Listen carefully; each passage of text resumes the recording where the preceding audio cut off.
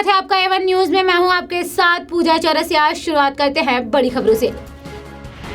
काले धन को सफेद बनाने की कोशिश में बड़ा खुलासा हुआ है। फर्जी कंपनियों के जरिए काले धन को सफेद बनाने की कोशिश होती थी, जिसके बाद 2 लाख से ज्यादा कंपनियों पर रोक लगा दी गई है। 13 बैंकों की ओर से 5800 फर्जी कंपनियों की लेन देन की डिटेल्स जारी की गई है। ये कंपनियां मनी लॉन्ड्रिंग और काले धन को सफेद करने की गतिविधियों में शामिल थी।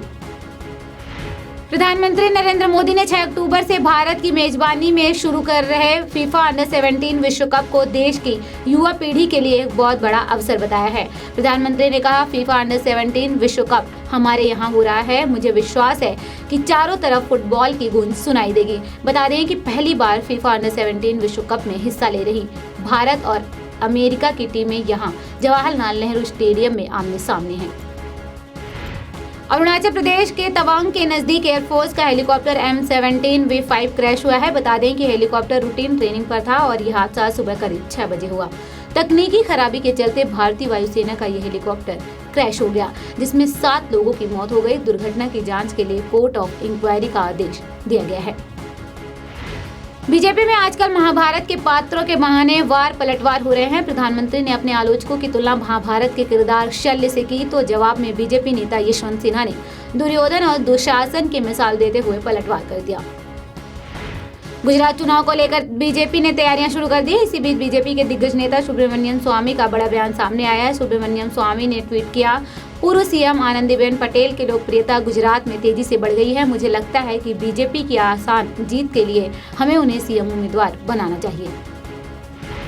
आरजेडी प्रमुख लालू यादव की फैमिली पर सीबीआई का शिकंजा कसता जा रहा है। लालू यादव चारा घोटाले के साथ साथ अब रेलवे टेंडर के मामले में भी सीबीआई जांच के घेरे में है। गुरुवार को सीबीआई ने लालू यादव से 8 घंटे तक पूछताछ की।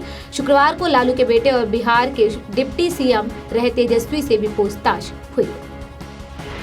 इलाहाबाद में पुलिस द्वारा शव को रिक्शे पर रखकर घुमाए जाने के मामले में सूबे के स्वास्थ्य मंत्री सिद्धार्थनाथ सिंह ने बचकाना बयान देते हुए कहा, इस तरह की गलती करने वाले किसी एक शख्स की वजह से पूरी सरकार के कामकाज पर सवाल उठाना कतई ठीक नहीं है।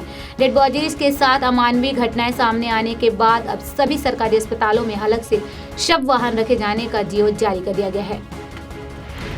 पुलिस स्टेशन में एसएचओ की कुर्सी पर बैठकर अपने पुलिस वाले भक्तों को आशीर्वाद देने का आरोप झेलने वाली राधे माँ ने नया खुलासा किया है। राधे माँ ने कहा कि वो थाने वॉशरूम यूज करने के लिए गई थी। वो गलती से एसएचओ की कुर्सी पर बैठ गई, जिसके बाद एसएचओ ने हाथ जोड़कर बोला था, माँ मेरी कुर्सी से उठ जाओ। बलसवा लैंडफिल के खिलाफ स्थानीय जनता और तमाम सामाजिक संगठनों की ओर से खता हटाओ जीवन बचाओ आंदोलन 5 अक्टूबर से लैंडफिल साइट पर शुरू किया गया, जिसमें हजारों लोगों ने एक साथ जुटकर आंदोलन को धार दी। बता दें कि इस खता की ऊंचाई खतरनाक स्तर पर पहुंच चुकी है, जिसमें कभी भी भयंकर विस्फोट हो सकता है, जैसे कि गाजीपुर में हुआ है। इस खता की वजह भूजल स्तर हवा सामान्य से 10 गुना ज्यादा जहरीला होने के कारण कैंसर, दमा, चर्म रोग, पेट खराब, पीलिया जैसी खतरनाक बीमारियां हो रही हैं। वहीं इस मौके पर निगम पार्षद वजिंदर यादव, एल्डरमैन, उत्तरी दिल्ली म्युनिसिपल कॉर्पोरेशन के सदस्य मौजूद थे। आम्रपाली ग्रुप के लिए मुसीबतें कम होने का नाम नहीं ले रही हैं। शुक्रवार को एक तरफ जहां ग्रुप की कंपनी अल्ट्रा होम्स के खिलाफ दिवालिया घोषित करने की अर्जी मंजूर हो चुकी है, वहीं दूसरी तरफ सुप्रीम कोर्ट ने ग्रुप को नोटिस भेजा है। सुप्रीम कोर्ट ने ये नोटिस उन 55 फ्लैट खरीदारों की याचिका पर भेजा है, जिन्होंने सुप्रीम कोर्ट में कंपनी को दिवालिया घोषित करने पर रोक लगाने की अपील की है। अमेरिका के राष्ट्रपति डोनाल्ड ट्रंप अब ट्विटर पर दुनिया के सबसे ज्यादा फॉलो किए जाने वाले नेता बन गए हैं। हाल ही में टुप्लो में सी द्वारा जारी की गई रिपोर्ट के मुताबिक ट्विटर पर सबसे ज्यादा फॉलो किए जाने वाले नेताओं की लिस्ट में डोनाल्ड ट्रंप पहले नंबर पर हैं, वहीं भारत के प्रधानमंत्री इस लिस्ट में तीसरे नंबर पर हैं। अमेरिका के रक्षा मंत्री जेम्स मैटिस ने कहा है कि राष्ट्रपति डोनाल्ड ट्रंप पाकिस्तान के साथ एक और बार काम करने के लिए तैयार हैं, लेकिन अगर वो अपनी धरती पर आतंकियों की सुरक्षित पनाहगाह के खिलाफ कार्रवाई नहीं करते हैं तो उसे वैश्विक स्तर पर राजनयिक रूप से अलग थलग किया जा सकता है और उसे गैर नाटो सहयोगी का दर्जा छीना जा सकता है।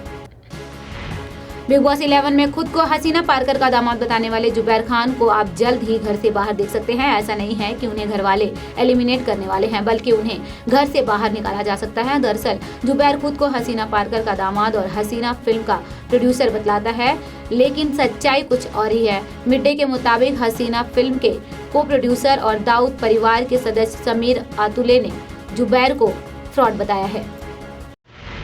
मेरे साथ खबरों में बस इतना ही। देश और दुनिया की तमाम खबरों के लिए बने रहिए हमारे साथ, देखते रहिए A1 न्यूज। नमस्कार।